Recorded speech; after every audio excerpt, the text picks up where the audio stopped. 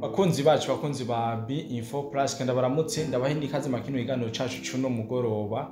turigenekezo rya 27 ukwezi n'ukwindwi umwaka w'2025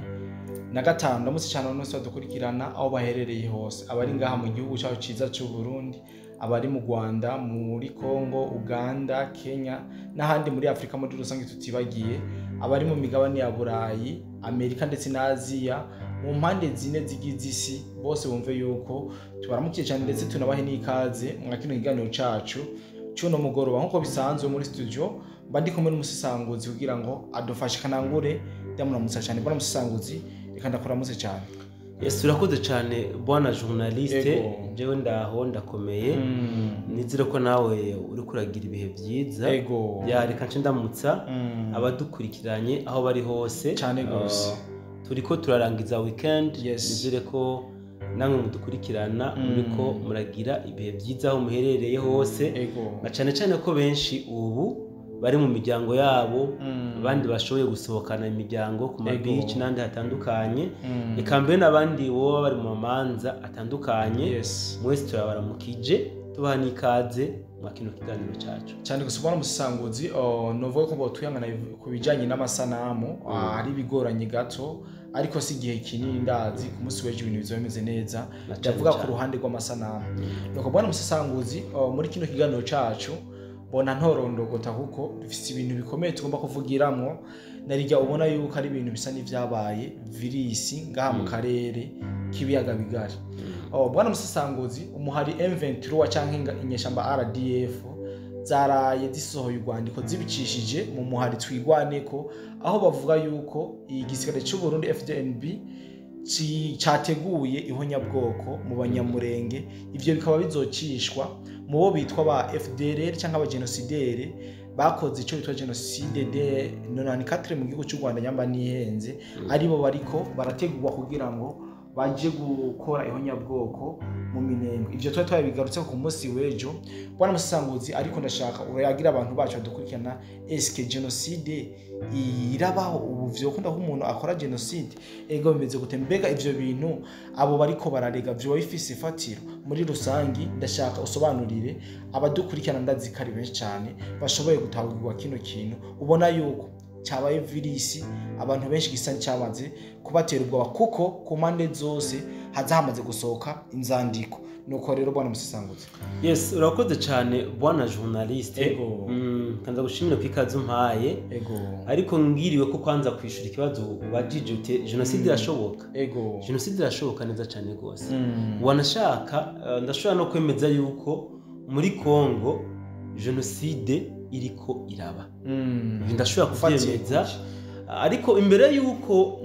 ntanguriro butandukanye bwana journaliste nashaka amenyesha abadukurikirana yuko ijambo genocide terme genocide ni jambo rikomeye cyane nateye ubwoba sivyo umuntu atakagomba gukinisha kuvuga uko ashaka umuntu atakagomba gukoresha muri joke sivyo ariko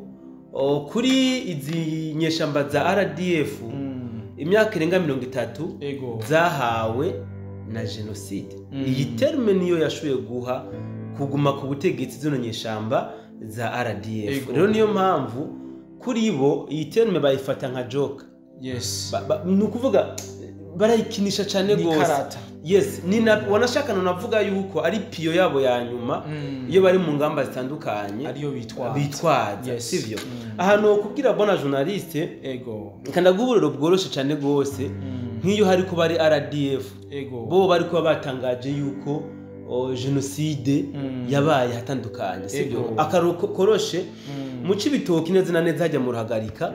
harabayeho ubwicanyi buteye ubwoba ubwicanyi bukomeye aho bagiye mu ruhagarika barica abantu kandi mu by'ukuri babishe bajaniranya sivyo ariko leta y'u Burundi ntabwo yacidekara ngo ni genocide ijyanye bayivuze ko ari massacre cyane gose kandi mu by'ukuri niyo bavuga ko ari genocide amapreve yari ahari ariko bayise massacre so dusimbire gato rero hano muri Kongo hano muri Kongo wanashaka tugende directement hano muri Minembwe aho batanguye kudeklara yuko hoba hariho genocide iri kirategurwa sivyo no yego bavuze ko kirategurwa usibye kandi ko bama bavuze ko genocide iri kiraba nespake yo habaye intambara ikomeye izinyeshamba za twigwanaho zigatakaza ingabo zitari nke baca babona genocide niko bimeze uzosanga niyo hapfuye dufate nk'abantu batatu bane b'abasivile baca bafata babafotora amafoto bagashaka kumugurukana amenye itandukanye bagatangura kuvuga ngo hariko haba nyabwoko hariko haba genocide iri kirakogwa na bakanaka sivyo ibi rero ni kigwanisho kuri bo baba bariko barakoresha kugira ngo kumbure barabe yuko amakungu yahaguruka abakureko ujya ariko arabananiza sivyo so rero navuze ko muri Kongo genocide iri kiraba bona journaliste iri kiraba kabisa kuko ubu ugwaruka rw'abakongomani tuze tuvugana ukuri kandi ama video yama yagaragaye yama yabonekanye ubu ni bake barara mu mazu yabo sivyo baguma babirukako buhongo babahiga hariho n'abatacerekwa muhiri wabo ntibashaka kuja muri wazarendo ntibashaka kuja muri twigwaneho ntibashaka kuja muri M23 bo bikeneye kwigumira abasivile mugabo ku bwa M23 hamwe na twigwaneho umusore wese bamufata nkaho ari muri wazarendo niko bo bameze aba rero bariko bakora ko uruhigi novuga bako bahiga buhongo abashoboye guhunga kwiruka barabarasa bakabica sivyo abashoboye gufatwa nabo bariko babegeraniriza ahantu hamwe sivyo kugira ngo bakuremwo bamwe bashira mu gisirikare cyabo bakeneye igisirikare kigizwe n'ingabo nyinshi kabisa kuko ugiye kuraba ubwaruka bwo muri Goma Bukavu za Minembwe n'ahandi bose baguma begeranywa bagatwagwa za Rumangabo kumenyereza ibya gisirikare baramaze kwegeranya batari bake cyane gose nejo harabonekanye ama video bariko barabegereza Rumangabo voilà hariho rero n'abandi bashira ku ruhande bakabagiriza yuko ari abawazarendo cyane bakabapamamwe amajambo kugira ngo kumbure bazo bakoresha amasenario yabo yo kuzoza kubesha bimwe n'ibindi ngo nibo bakoze amamasakre atandukanye sivyo so iyi hari genocide bona journaliste isumbi ntayo iyi ni genocide ikakorerwa bano abajina bakongomani mugabo kubera ko badafise gitabara ntibafise ubavugira biriko biraba akamizwe n'ingoma kandi biriko biraba amakungu ariko ararorera so rero dusimbiye gato twitize ku byahitiye mu Rwanda bona journaliste muri 1994 sivyo niho kumbure umuntu ashobora gutanga akarorero ku ka genocide yahabaye abantu bose batahura mu Rwanda harabayeho genocide sivyo mugabo kubera ko izinyeshamba za RDF zagize ingufu cyane gusumba aba FDLR baciye bavuga yuko iyi genocide yakorewe abatutsi ntibavuga ko ari genocide yakorewe abanyarwanda no bavuga ko ari genocide yakorewe abatutsi mugabo ugiye gusoma ibitabo bimwe n'ibindi cyangwa ukabaza amateka y'abari mu Rwanda kiriya gihe barakomeza neza yuko iriya genocide ibice 90% yakozwe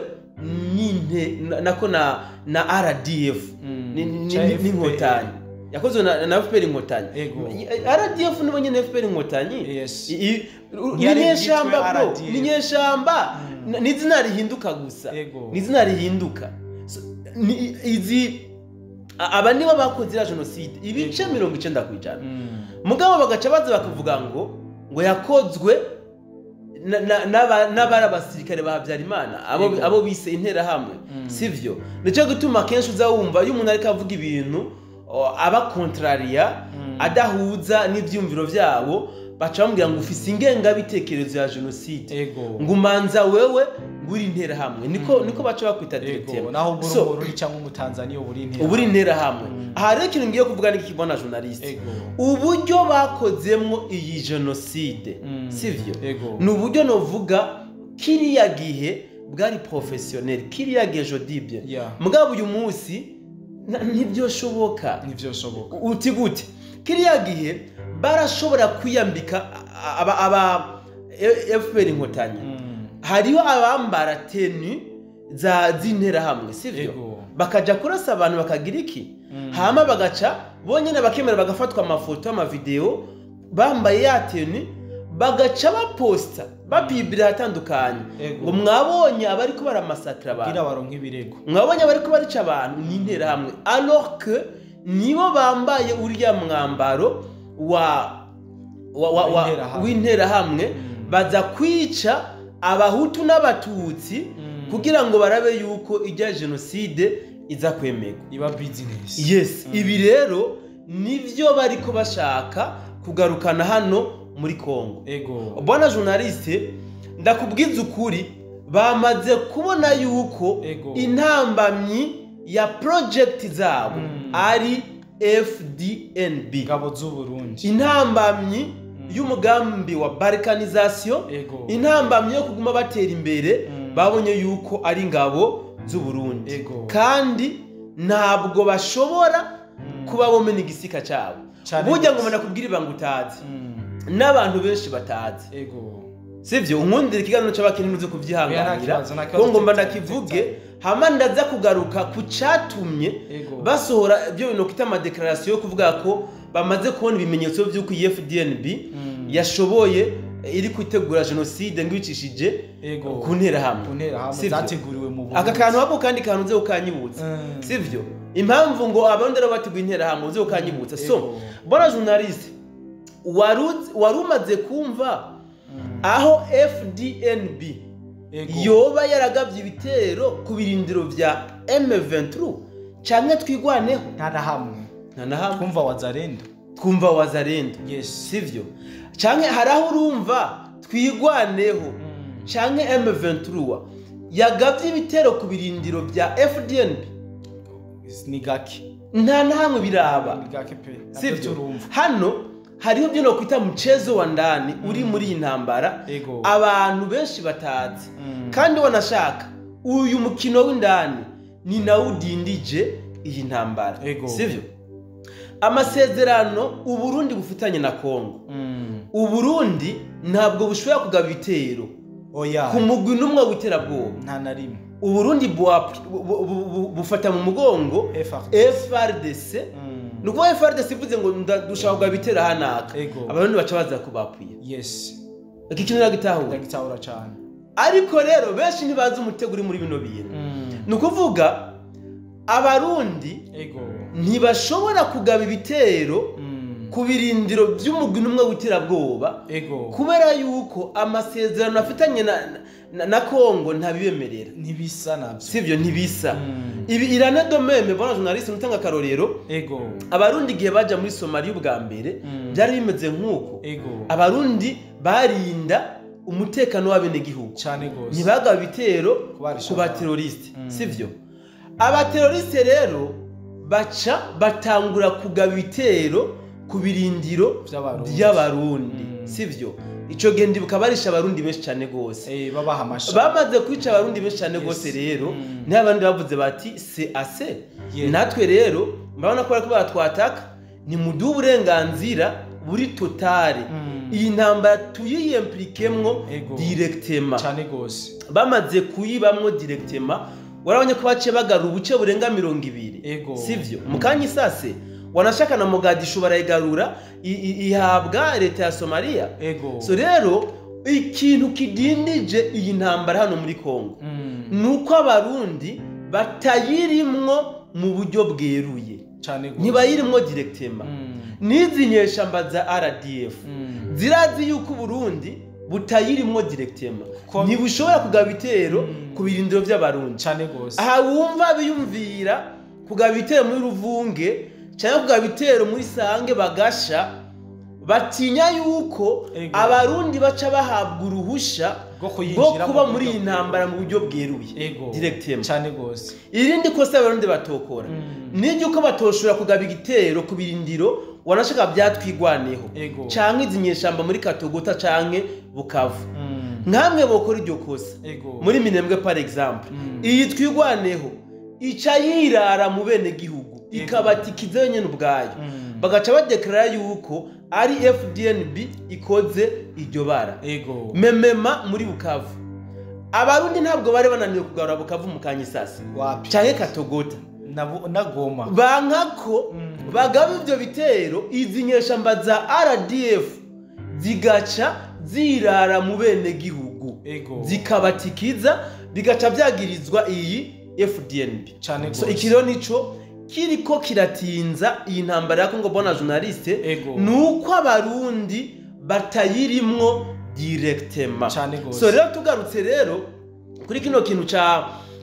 caya matangazo novuga yo gutawakuba iyi twigwaneho, aho yavuze ko imaze kubona ibimenyetso vy'uko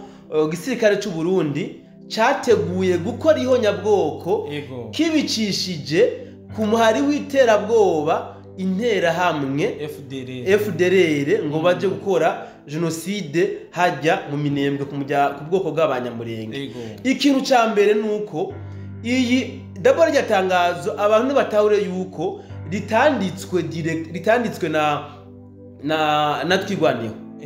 rijya ryanditswe n'izinyeshamba za RDF M23 zibicishije kuri twigwaneho. Objectif ya mbere ni yuko bamaze kubona ko nta yindi piyo bafise ntibikunda, Uvira yabananiye cyane gose, basiganye ipiyo yuko bagiriza Uburundi genocide kugira ngo amakungu aca haguruka bikunde aremera Uburundi buveyo hama bashike ku ndoto zabo, sivyo? Kandi kuba bashoboye gutangaza yuko babonye ko abarundi bateguye genocide hajya mu Minembwe, buriya baramaze kwitegura bo nyine ubwabo cyane gose. Iyi twigwaneho n'iyi zinyeshamba za RDF barateguye genocide, bashatse ngo nivyaba baze bavuge bati twarabivuze, twarabonye ivyemezo vy'uko genocide iriko irategurwa. Rero raba bamaze kubishikako. Aka rero nikakiri agatego, kuko mu Kirundi bavuga ngo ibuye riserutse ntabwo riba ricishe isuka. Aha no kumenyesha ikintu gikomeye bona journaliste, abene gihugu bo muri Haut Plateau cyane cyane abanyamurenge bibaniye neza n'abasirikare b'abarundi FDN,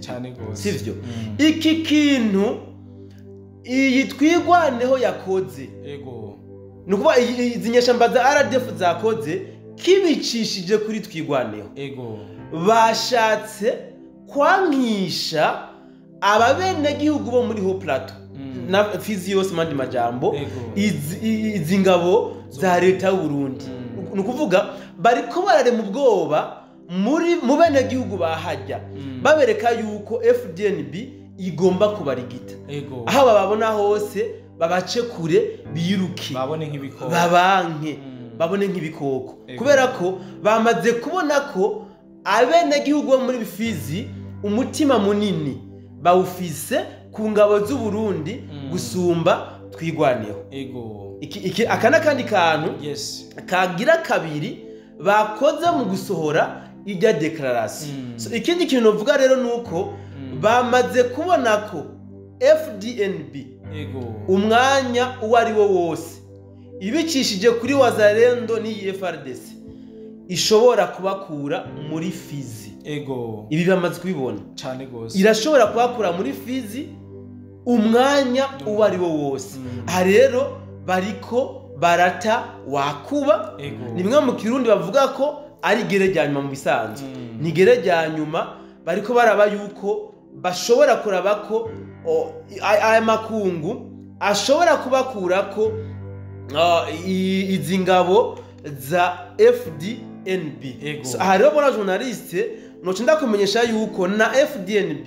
ntabwo yareze amaboko, yasohoye itangazo aho yashoboye kwiyamiriza aya majambo yose cyangwa se iyi declaration yakozwe n'izi nyeshamba za RDF ibicishije kuri twigwaneho yavyamirije irerekana umuco wanashaka n'icyatumye iyi twigwaneho yashoboye gukora gusohora ijya declaration ariko kandi aha turashobora kwereka bamwe n'abandi mudukurikirana ibintu byinshi babyinyegeje inyuma y'amadeclaration nk'aya twarumvise mu myaka iheze bona journaliste warashaka turi mu bihe by'amatora aho bya bitangazamakuru nyine byo kujya Kanyaru atakindi byasemerera byavuga ko mu Burundi hariko harakogwa genocide hariko haraba ihonyabwoko waraba none ihonyabwoko ririko rikorerwa bande ririko ribera hehe hariho akandi kantu nagomba kumenyesha abadukurikirana kugira ngo tuze turamenya ibiriko biraba bona journaliste duhuza ibintu n'ibindi tumaze iminsi turiko twumva ko hariho amakamyo yoba yababa 50 gutyo agira zani ibifungo bakumbure bavuge ko babivugwa ko bizaniwe impunzi ziri muri Uvira sivyo aha umuntu atabizi we nta mutego numwe abibonamo abona yuko ari ibintu bisanzwe mugabo uku kuntu batanguye kuvuga yuko FDNB yateguye ihonyabwoko sivyo